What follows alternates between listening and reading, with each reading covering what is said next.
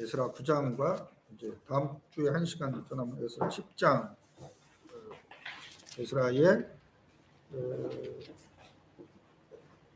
회개 기도가 9장, 10장은 어떻게 이들이 회개한 다음에 회개의 열매를 맺었는가가 10장입니다. 다음 시간에 10장 할 것이고, 9장 우리가 거룩한 씨를 조금 남겨두신 은혜라는 그러한 말씀인데, 여러분들이 한번 이 9장을 읽었을 텐데 한번 집에서 생각한 것 읽고 생각한 것 한번 나누는 시간을 갖겠습니다. 자, 쭉 읽어보면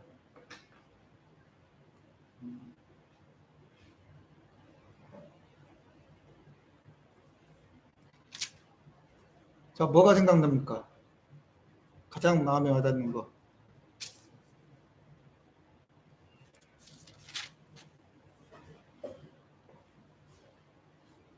자세하게 읽지는 않았는데 8장만 쭉 읽고 그냥 10장 쭉 읽어보는데 이게 잘 모르겠어요. 제일 그러니까 많이 나오는 것 중에 하나가 이방 여인을 얻어서 뭐 이런 얘기들이 제일 많이 나오거든요.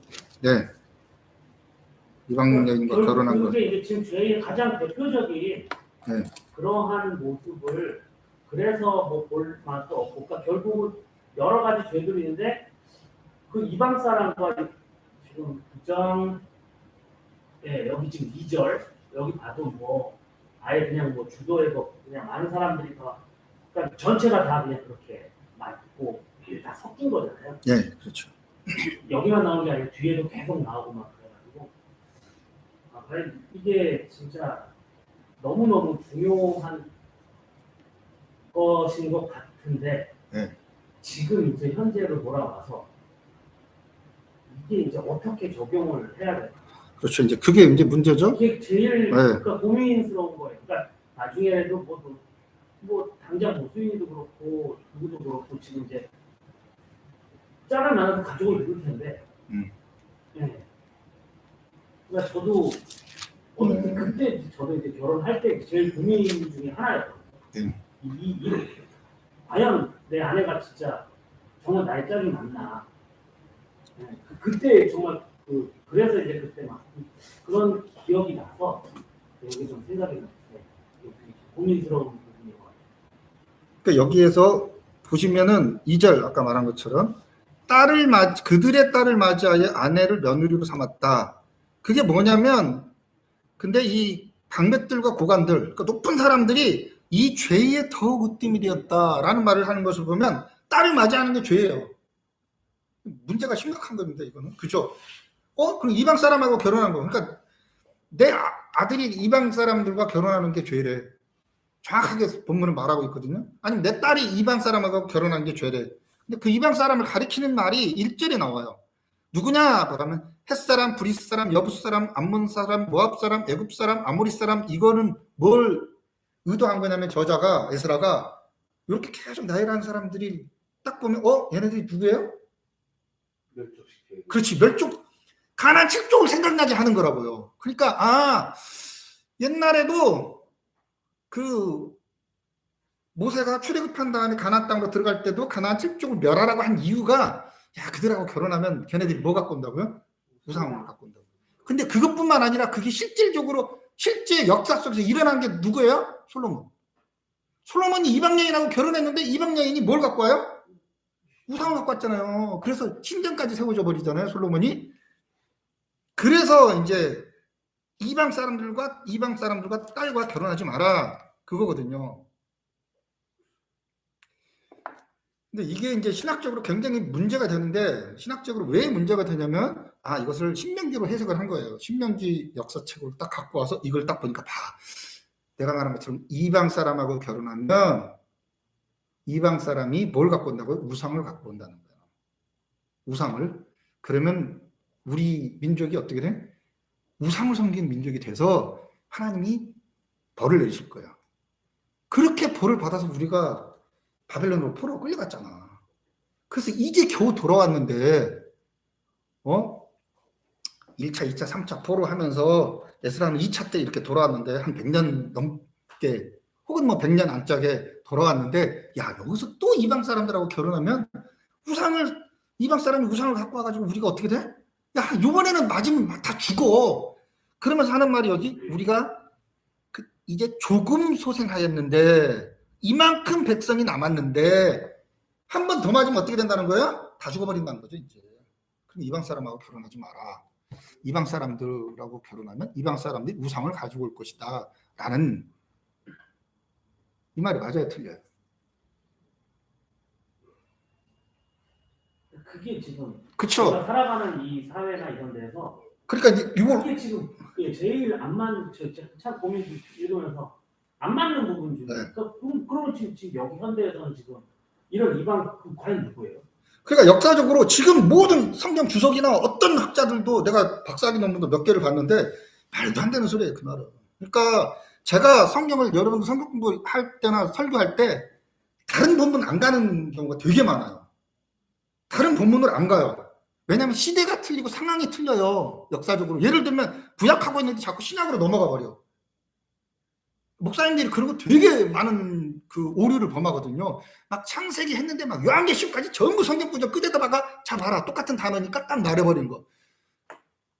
단어가 똑같다 할지라도 히브리 헬라어가 똑같은 단어라 할지라도 상황에 따라 달라요. 그리고 의미가요 그 시대나 그 문맥에 따라 달라질 수 있기 때문에 다른 데로 저는 안 가요. 최대한 대로 이 본문 안에서 해석하자가 제 입장이고 또 하나 이거를 자꾸 에스라, 니에미야, 에스더 역사서를 신명기로 자꾸 해석하려고 그래요. 그 말은 무슨 말이냐면 율법을 행하면 축복, 율법을 행하지 않으면 다 저주. 이런 간단한 도식으로 해석하려고 그래요. 그러니까 니네 봐. 가나안 사람하고 결혼했지? 봐 이거 봐. 죄래잖아. 니네 다른 민족하고 결혼하면 죄야. 니네 어떻게 돼? 심판. 간단한 도식이죠. 근데 과연 이게 맞는 말이냐 이거예요. 그러면 거꾸로 생각해 볼게요 제가. 이방 사람하고 결혼하면 그 이방 사람이 모든 사람들이 우상을 갖고 와서 우리가 다 넘어가느냐.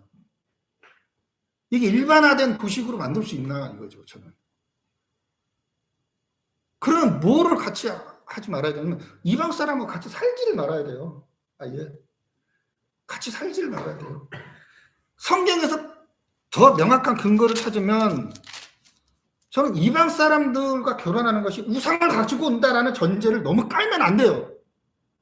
절대로 성경에서도 이걸 죄라고만 말을 했지 우상을 갖고 온다라는 말을 한 번도 한 적이 없어요. 이 예스라에서는.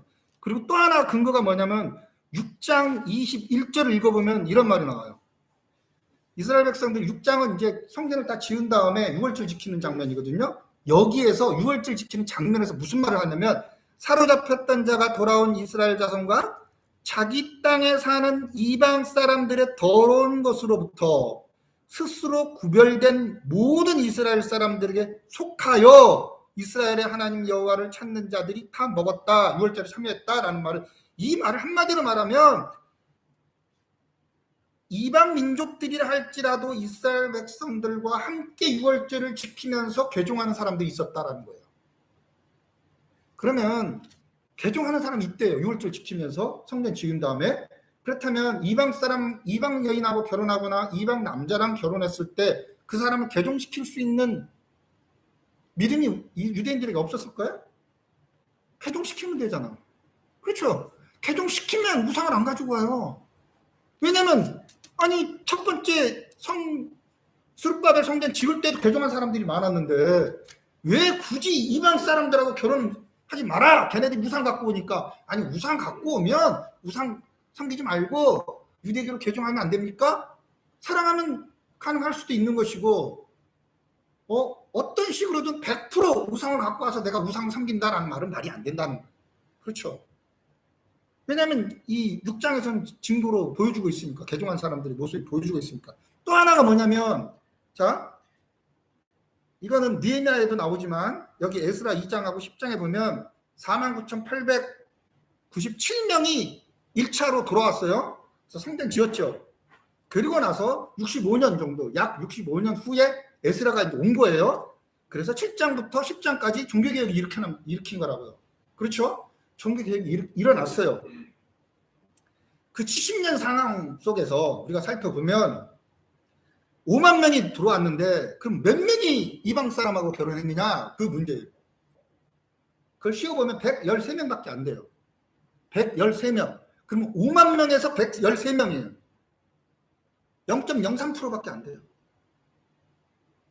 그럼 0.03%의 사람이 들어와서 이스라엘을 완전히 초토화시킬 것이냐? 뭐 그럴 수도 있어요. 그렇죠. 그럴 수도 있지만 내 말은 개종시키면 된다는 거예요. 개종시키면 돼요.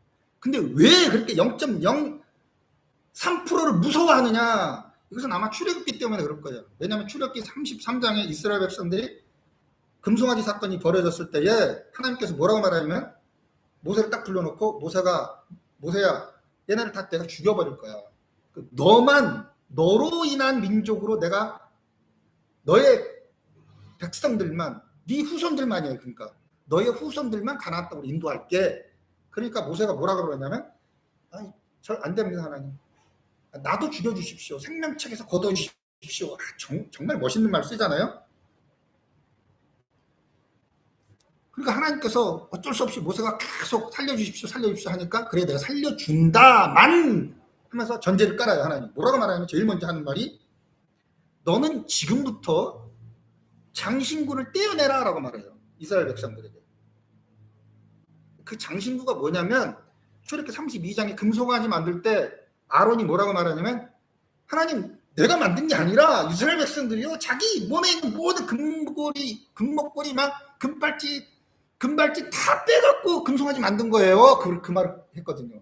그러니까 하나님이 그 다음에 요새를 용서할 때 뭐라고 말하냐면 야 백성들이 가지고 있는 모든 금귀고리 금팔찌 금목걸이 다 없애버려.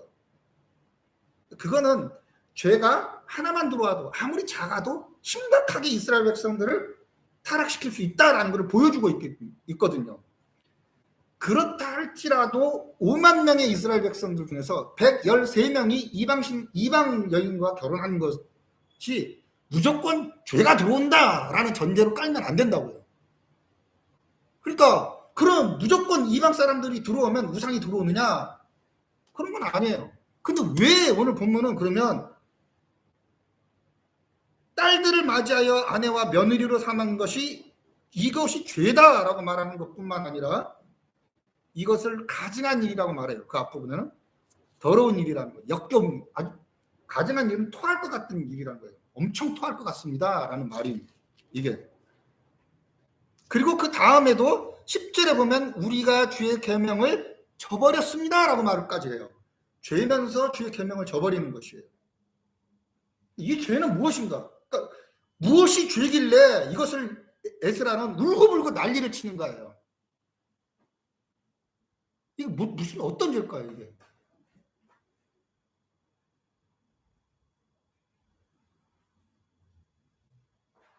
에스라가 6절에 뭐라고 말하죠? 이 죄에 대해서 깨닫고 이것이 얼마나 큰 악한 죄인지 우리 죄악이 많아 정수리에 넘치고 우리의 허물이 커서 하늘에 미칩니다. 이 두 가지 억구는 주로 하나님께서 야 이제 끝났어 너네 다 죽여버릴 거야. 예를 들면 노아홍수 사건도 그 당시에 세상 사람들의 죄가 정수리에 넘쳤다라는 표현, 하늘에 미쳤다라는 표현이 나와요. 이 두 가지 표현은 이제 도저히 용서받지 못할 심판밖에 안 남았어 그런 표현이거든요. 얼마나 큰 죄길래 에스라가 이렇게 표현을 하고 있으며 아니 근데 이렇게 딱 보면 죄가 안 나오거든요. 이방 사람하고 결혼한 것밖에 없어. 이게 그렇게 큰 죄냐 이거죠. 이방 사람하고 결혼했다고 해서 그 다음에 우상을 갖고 왔다라는 표현은 없거든요. 이 성경에. 그냥 가증한 일이다, 더러운 일이다, 토할 것 같은 것이다, 그리고 구별되지 않았다라는 표현만 계속 써요. 그러면 이것이 어떤 죄인가를 우리가 한번 생각해 봐야 돼요. 근데 한국 교회에서 이걸 거론하지 않아요. 제가 이사야 잠깐 할 때도 한국 교회에서 가장 거론하지 않는 죄를 뭐라고 말했냐면 뭐 한다고요? 돈 벌면 명품 사는 거. 그렇죠. 외제차도 뭐 10억, 20억짜리 사는 거. 초화로 뭐 연예인 한 번 나오면 제가 5천만 원이래. 뭐 옷이 겉옷이 1,500만 원이고 뭐 브라우스가 뭐 1,000만 원이고 뭐 신발이 뭐 2천만 원이고 막 그런 거 있잖아요. 그렇죠? 그걸 이사야 선지자에서는 죄라고 말해요. 내가 강남에서 목회하는 목사님들 이거 죄라고 절대 설교 안 할 거예요. 안 그래요? 강남 사람들은 다 명품 입고 다니는데 뭐 차도 무슨 뭐 외제차 1억짜리 뭐 그런 거 모르겠어요? 4억, 5억 뭐 어마어마한 거 몰고 집도 무슨 연예인들 딱 말하면 뭐 수영장 딸린 집인데 뭐 100억 주고 샀는데 300억이 올랐다더라.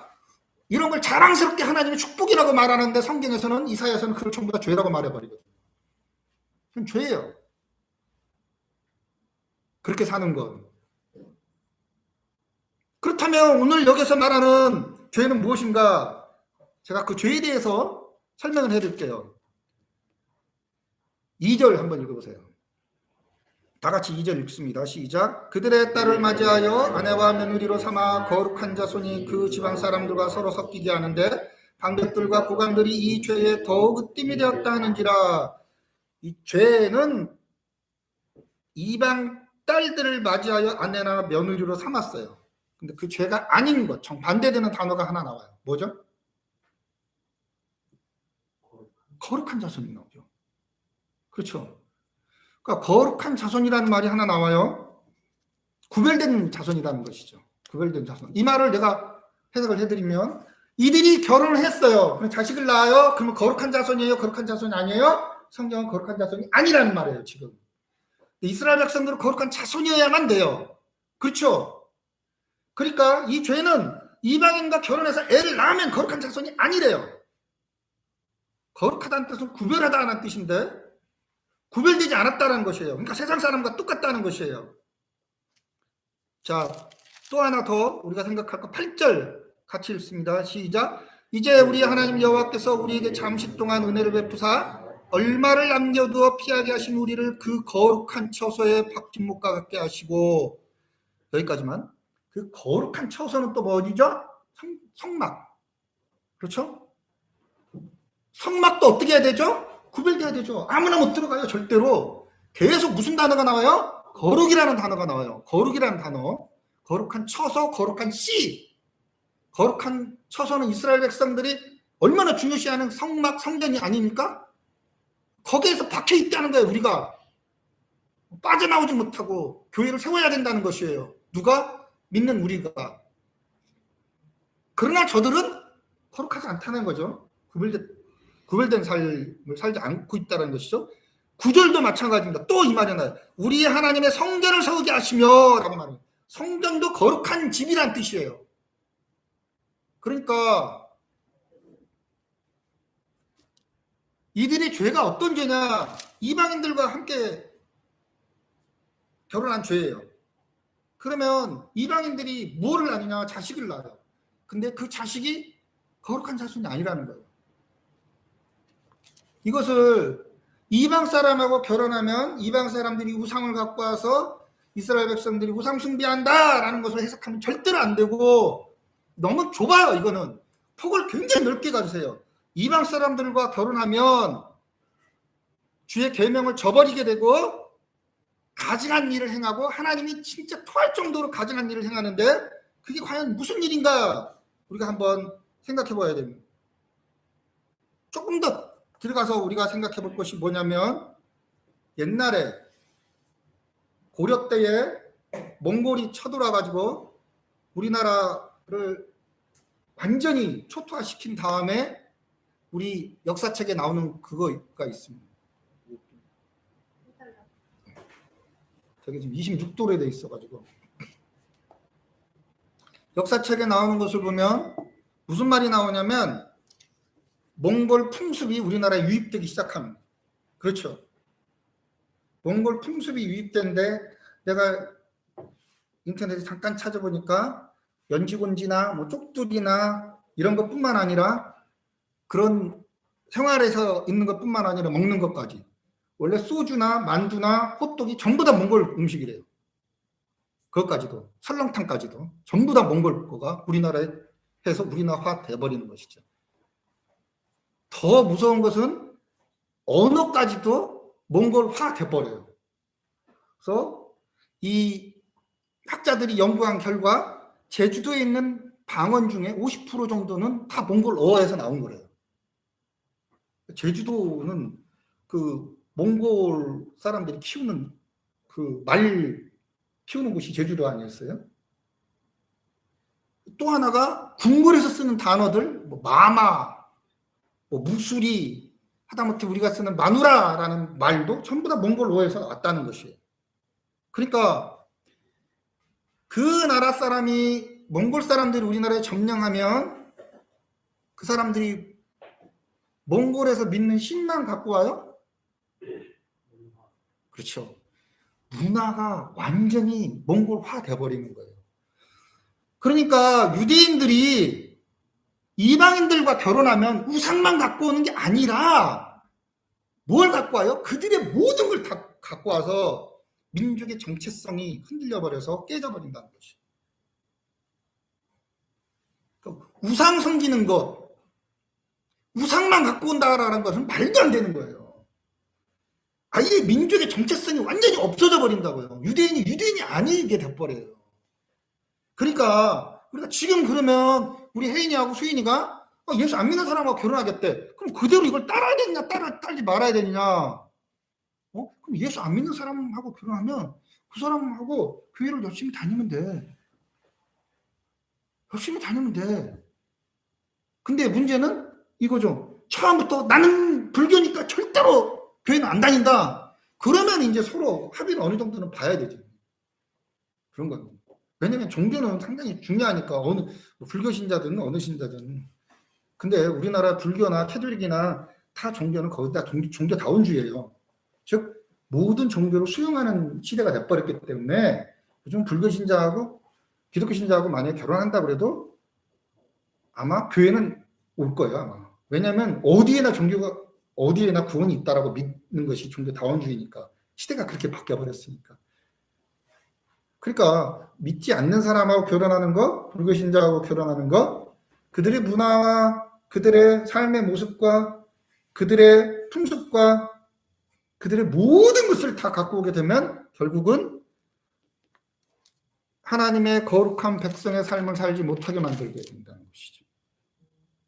그냥 우상만 섬기는 것 수준이 아니에요. 거룩한 자손, 거룩한 민족이 불결한 민족이 되고 또 더러운 민족이 되고 하나님이 토할 것 같은 민족이 돼버리는 것입니다. 이거를 이제 에스라 9장 10장에서 우리가 종교 개혁에 대한 얘기를 나오지만 이게 또 어디에 나와요? 에스라 느헤미야. 에스라하고 느헤미야는 같은 책입니다. 한 사람이 썼어요. 한 권으로 돼 있어요. 히브리어 성경에서는 한 권을 읽어야 된다는 뜻이죠. 그런데 9장 10장의 종교개혁을 일으키는 다음에 느헤미야 때 총독인 느헤미야가 13장의 종교개혁을 에스라하고 또 한 번 해요. 이때 아주 자세히 말해요. 이때 보세요. 이방 사람과 결혼해서 이방 사람들이 우상을 갖고 오는 그 수준뿐만이 아니라 그들이 가지고 온 모든 것이 이스라엘의 민족의 정체성을 깨트려버려요. 순수한 종교성도 깨트려버려요. 이스라엘의 모든 문화도 깨트려버려요. 즉 하나님을 섬기지 못하게 만들어버려요. 그것을 느헤미야 13장에서는 몇 가지 얘기하고 있는데 세 가지 얘기하고 있어요. 김성배 집사님, 느헤미야 읽으셨죠? 그 뒷부분에 가면 어떤 죄를 짓죠, 이들이? 여기서는 지금 뭐만 말하고 있어요? 이방 사람하고 결혼하지 말라고. 죄라고. 이방 사람과 결혼하는 것이 죄라는 것은 이스라엘 백성들의 민족의 정체성, 순수성을 완전히 깨트려버리고 마치 이방인들처럼 살게 만든다는 거죠. 제가 옛날에 신학 할 때에 유대인의 정체성이 딱 있어요. 딱 유대인 하면 생각나는 게 있어요. 있어야 돼요. 유대인 하면 뭐해? 두 가지 있습니다. 아니 이 사람이 유대인이래. 그러면은 생각나는 거. 이 사람이 유대인이래. 너 유대인이야? 유대인이야. 그럼 뭘 해야 돼요? 두 가지 해야 될 게 있어요. 예수님 시대에도 그랬고, 예수님 시대에도 그렇고 똑같아요. 아브라함부터 해갖고 쭉 나보면 이 사람이 유대인이야. 제사, 예배. 그거는 이방인들도 다 해요. 유대인만 하는 거 두 가지. 그러니까 제사나 예배는 이방인들도 하거든요. 유대인의 특징 두 가지. 정확하게 해야 될 것 두 가지. 할례. 할례는 유대인밖에 안 해요. 그러니까 유대인이라는 특징이 할례예요. 그러니까 사도 바울이 그러잖아요. 야, 니네가 할례를 받았다고 해서 그게 아브라함의 자손이라고 하지 마. 할례는 어디에다 하라고요? 마음에다 하라고. 그래야지 하나님 나라의 백성이 된다고. 할례하고 또 하나 있어요. 이스라엘 예수님하고 유대인들하고 엄청 많이 싸운 거 있어요. 뭐 그 보리밭 길 가다가 베드로가 그거를 따먹어요. 안식을 지키는. 그러니까 유대인의 특징은 무조건 두 가지. 뭐예요? 할례하고 안식일이에요. 그러니까 안식일 때는 싸움도 안 한다고 그러는 거예요. 그 역사에 나오잖아요. 안식일 날 쳐들어가가지고 유대인들이 자기 새끼 다 죽여버리거든요. 다 죽여요. 마지막 한 사람만 남고. 왜? 이방인들의 손에 죽이면 안 되니까.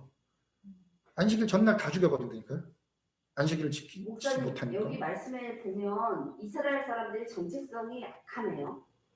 오히려 이방인들을 싹 해갖고 구원시켜서 하나님을 잘 섬기게 할 수도 있는데 그거에 다 니네가 물들어 버리니까 그렇게 하지 마라 하는 거니까 결국 그렇죠. 이스라엘의 이스라엘의 그 정체성이 약한 거라고 봐야죠. 근데 이게 역사가 아까 말한 것처럼 하나님이 막는 거 그런 거가 결국은 굉장히 어떤 죄 짓는 거 이런 거에 많이 현혹되잖아요. 역사 때문에 그래요. 아까 말한 것처럼 이스라엘이 망하는 가장 큰 이유가 솔로몬 때문에 망하는 거거든요. 그렇잖아요. 솔로몬이 그렇게 잘 사는 나라였는데 이방 여자랑 결혼했는데 이방 여자가 우상 갖고 와버린 거예요. 그 옛날 생각을 하는 거죠. 계속. 그래서 옛날에 저것 때문에 망했지. 그러니까 지금도 또 그러면 이것 때문에 또 망할 거야. 엄청 두려워하는 거예요. 알고 보면 이방 사람이 우상 안 갖고 올 수도 있는 것이고 아까 말한 것처럼 개종시킬 수도 있는 것이에요. 113명밖에 안 되니까. 그런데도 이들이 이렇게 두려워해요. 근데 그 두려워하는 그 내용이 정체성이 약해지기 시작하고 그들의 순수성이 약해지기 시작하는 게 유대인의 정체성인 뭐가? 안식일을 범하기 시작해요. 어디에? 느헤미야 13장에 보면 나와요. 안식일을 범하는 거는 상당히 위험한 거죠. 왜냐하면 유대인이라는 의식이 없어지는 거죠. 막 주일날 그 안식일날 산에 가서 나무 캐고 난리가 났어요. 그게 이제 정확하게 이 느헤미야 13장에 나오는 거예요. 그 다음에 또 하나가 뭐냐면 유대인들이 이방인하고 결혼했는데 유대인들이 말을 못해요. 아스돗 방언밖에 못하고 유대인들이 그 이방인과 결혼한 사람들이 자녀들이 말을 못해. 말을 못하면 뭐를 못하는 거예요? 말씀을 들을 수가 없고 말을 할 수가 없는 거예요. 그러니 여기 보면 주의 계명을 저버렸사오니 이제 무슨 말씀을 하오니까 우리가 주의 계명을 저버렸는데 주의 계명을 알지도 못하는 거예요. 그 자손들은. 그 다음에 또 하나가 뭐냐면 종교 지도자들이 레위인이나 제사장들이 어마어마하게 타락을 해요.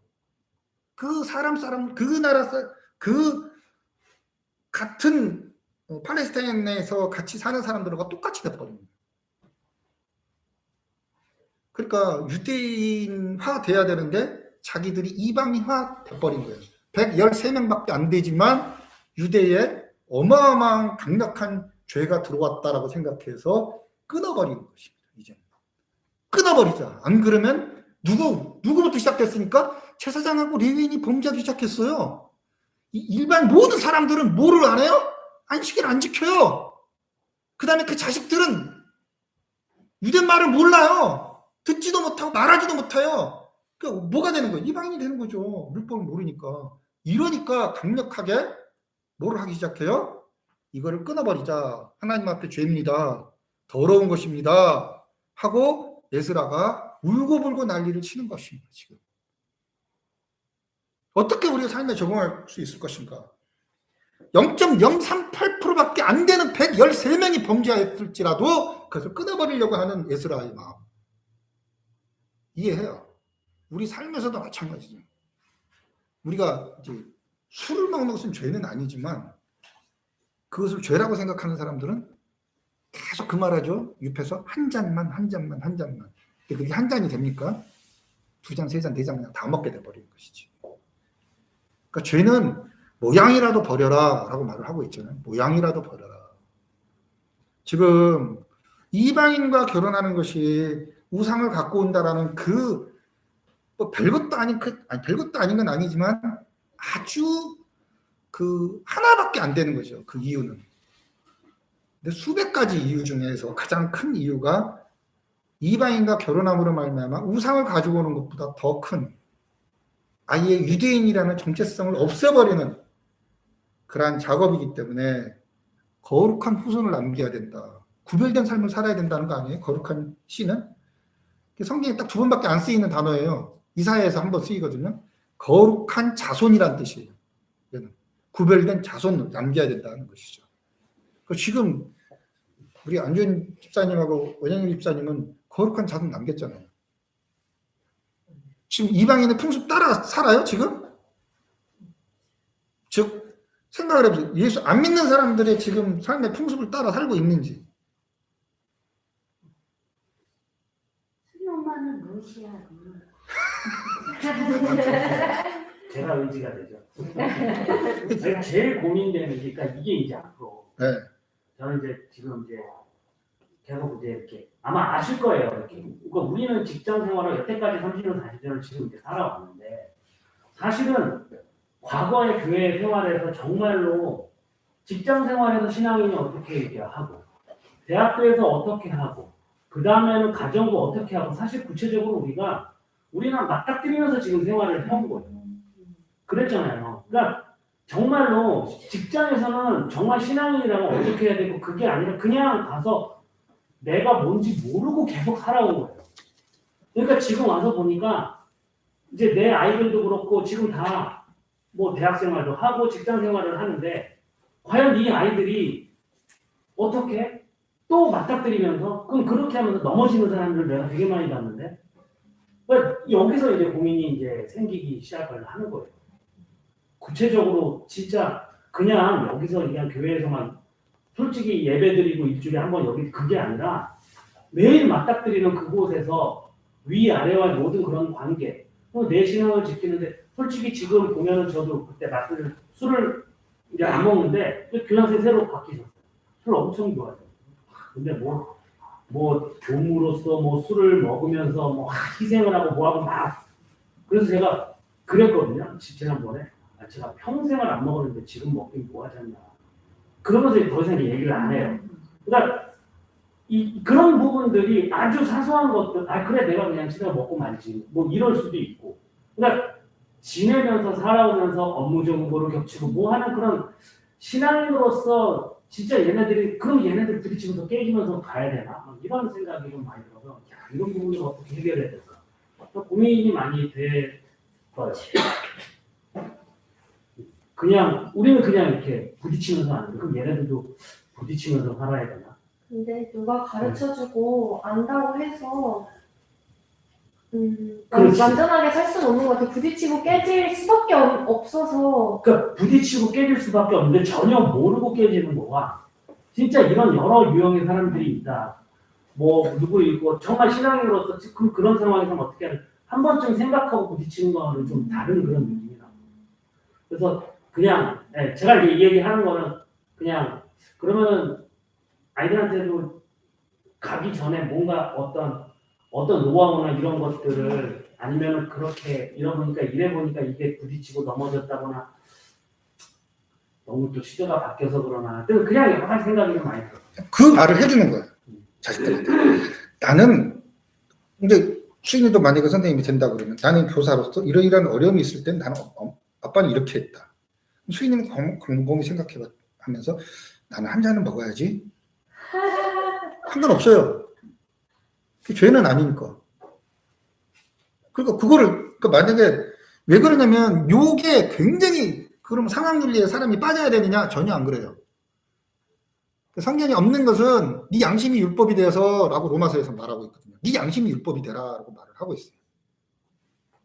목사님 한 잔 먹는 것도 죄는 아닌데 먹다 보면 그게 그죠? 그러니까 제가 말한 것처럼 그러면 술을 나는 계속 먹고 싶은데 어떻습니까? 계속 먹으라고. 단 그 먹고 내가 완전히 필름이 끊겨가지고 뭐 누가 없고 집에 갔다든지 아니면 이런 현상이 있으면 그 다음부터는 한 잔도 먹으면 안 돼요. 그 다음부터는.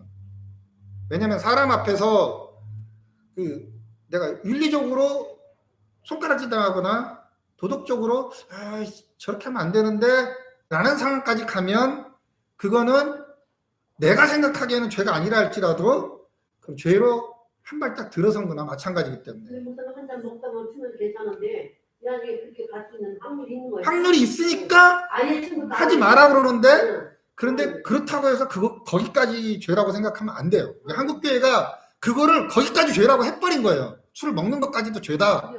담배를 피는 것까지 죄다라고 말했는데 절대로 그러면 안 되는 거죠. 그러니까 제가 군대 생활할 때에 정확하게 술 담배를 자기 마음대로 좌지우지할 수 있는 사람 2사람을 봤어요. 이 사람은 교회를 안 다니는데 술 담배를 엄청나게 하는데 저한테 그러더라고요. 나는 술하고 담배 끊었어. 진짜 안 해요. 제때 끝날 때까지. 근데 이 사람은 예수 믿는 사람이 아니거든요. 그렇게 많이 하고 그렇게 술하고 담배를 많이 했는데도 안 먹는데 근데 진짜 안 먹어요. 한 1년 이상. 그러니까 그런 사람도 있기 때문에 믿는 사람이 나는 어디까지 하나님 앞에서 나는 이거는 맞다고 생각해. 그럼 거기까지 하시면 돼요. 근데 그 부분은 그런 것 같아요. 이제 제가 겪어보니까 하나님은 반드시 어떤 선택의 기회를 우리에게 주신단 말이에요.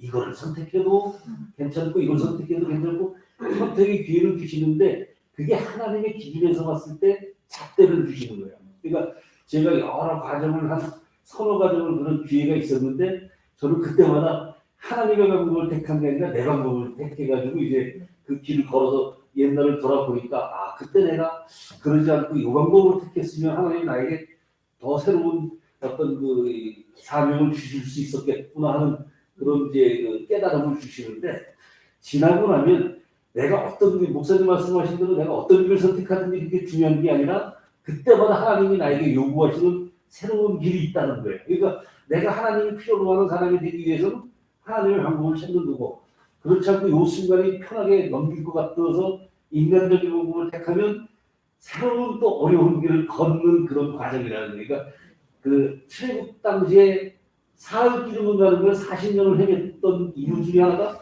하나님이 그 백성을 하나님 백성 확인시키기 위한 기간이었단 말이에요. 그러니까 그 기간을 어떻게 내가 극복하느냐가 문제인 거지 그게 죄다 그렇죠. 라는 차원은 아니다.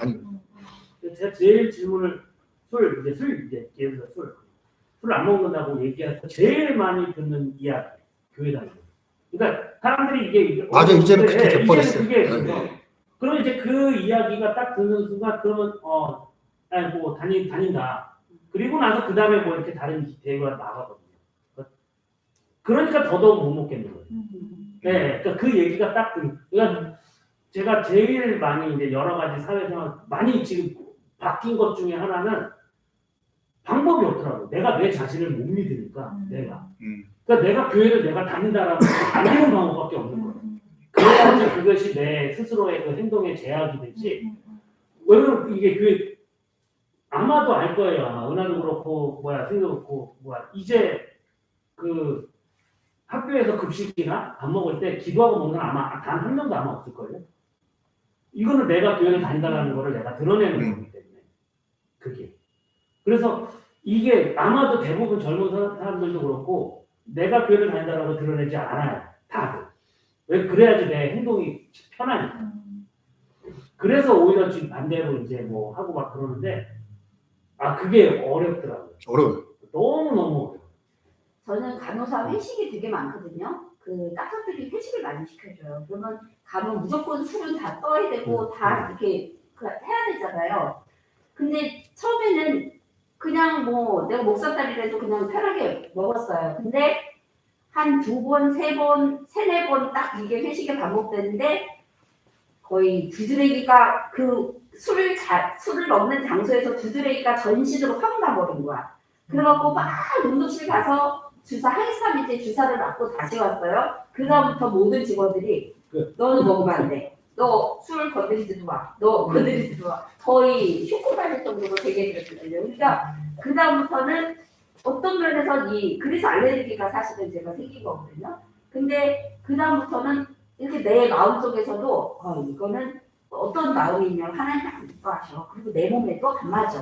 그러니까 내가 내 몸에 안 맞고 하나님이 기뻐하시지 않는 거를 내가 굳이 할 필요가 없지. 이러면서 그냥 이렇게 내 스스로가 굉장히 아무런 갈등 없이 받아들이는 그런 계기로 전기가 됐고 이렇게 학원 일이나 이런 걸 하다가 굉장히 학생 때문에 난감하고 막 그런 일이 생길 때가 있어요. 그러면 마음속으로 주님 이거 어떻게 해야 돼요? 나는 모르지만 어떻게 해야 돼요? 어떻게 해야 돼요? 어떻게 해야 돼요? 하고 마음에 내가 그런 마음을 품기만 하더라도 어떤 다른 이렇게 그 계기가 주어지면서 맞아 이거를 선택하면 되겠다 하고 그거를 선택할 수 있는 그런 이렇게 좀 어떤 결정을 할 때 내가 기도하는 마음이 조금 더 그거를 쉽게 내가 선택하고 결정할 수 있게 그런 마음을 나에게 결국은 내 마음이 품어졌기 때문에 내가 그걸 선택하는 거거든. 특히 어떤 걸 결정해야 되는 그런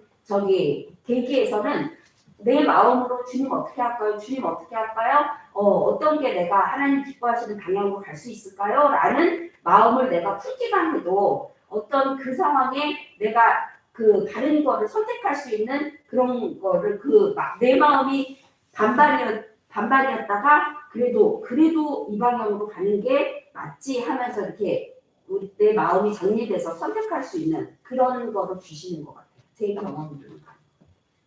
믿음에 서 있기 때문에 그래요. 그러니까 여러분들 교회 안에서 하나님 말씀에 서 있기 때문에 여러분이 판단하는 것은 이게 긴가민가 해도 여러분의 판단을 하나님께서는 인정해 주시고 존중해 주십니다. 그 근거를 제가 항상 오늘 본문 말씀에서 10장 13절을 우리 9장 13절을 읽고 마치겠습니다. 9장 13절 시작. 우리의 악한 행실과 큰 죄로 말미암아 이 모든 일을 당하였사오나 우리 하나님이 우리 죄악보다 형벌을 가볍게 하시고 이만큼 백성을 남겨주셨습니다. 하나님의 은혜는 우리의 죄보다 큽니다. 내가 잘못 판단하고 잘못 결정했다 할지라도 하나님이 뭐라고요? 내 죄보다 형벌을 가볍게 하셨다라는 것을 보면 우리의 결단, 그러니까 끝까지 하나님을 놓지 않고 있는 사람들의 결단은 불의한 것이 아니고 악한 것이 아니에요. 하나님이 보시기에는 은혜로 갚아주십니다. 기도하고 마치겠습니다.